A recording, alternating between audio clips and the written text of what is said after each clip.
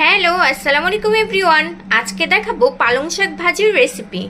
কিভাবে আমি পালং শাক ভাজি করব সেটা আজকে আপনাদের সাথে শেয়ার করব। শাকগুলো কেটে আমি ভালো করে পানি দিয়ে ধুয়ে নিয়েছি। চলুন তাহলে দেখে নেই। চুলায় বসিয়ে দিয়েছি, এখন দিয়ে দেব পরিমাণ মতো লবণ। পানি ছাড়াই প্রথমে শাকগুলো আমি হালকা করে সিদ্ধ করে নিব।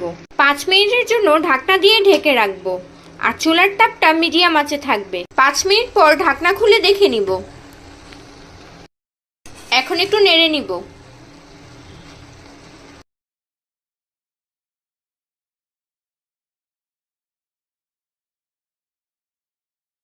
দেখুন, শাকের থেকে কিন্তু পানি বের হয়েছে।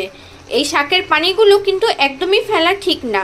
এতে যা পুষ্টিগুণ রয়েছে পানি ফেলে দিলে তা চলে যাবে।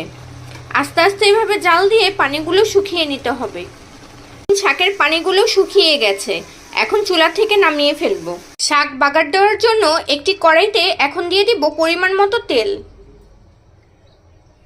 এখানে নিয়েছি পরিমাণ মতো রসুন কুচি, পেঁয়াজ কুচি এবং কাঁচামরিচ, আর এগুলো শাকের পরিমাণ অনুযায়ী দিতে হবে।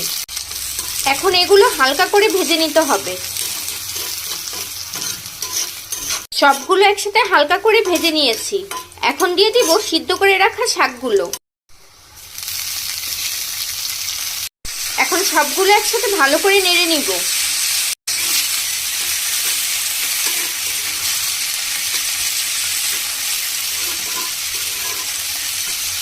এভাবে চুলায় শাকগুলো 5 মিনিট নেড়ে চেড়ে ভেজে নিতে হবে।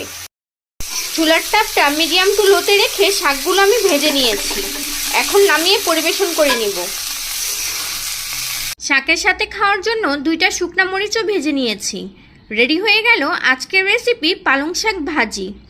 আপনাদের যদি আমার এই ভিডিওটা ভালো লেগে থাকে, আমার ভিডিওতে একটা লাইক এবং শেয়ার করে দিবেন। আমার চ্যানেলে যদি নতুন হয়ে থাকেন, আমার চ্যানেলটি সাবস্ক্রাইব করে আমার পাশে থাকবেন।